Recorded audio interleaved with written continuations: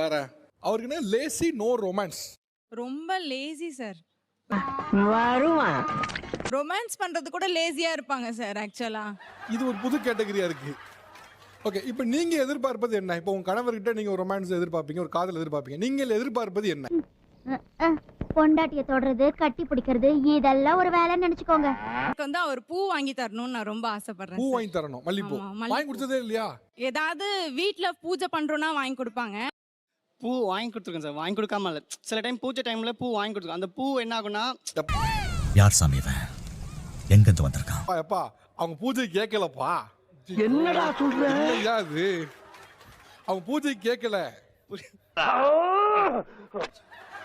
நீ என்ன பிரதோஷத்துக்கு பூ வாங்கி கொடுக்கறது, அமாவாசைக்கு பூ வாங்கி கொடுக்கறது இல்ல. ஐயோ, ஏய் நான் சரியா பேசுறேன். சரியா தான் இருக்கு. சரி சரி.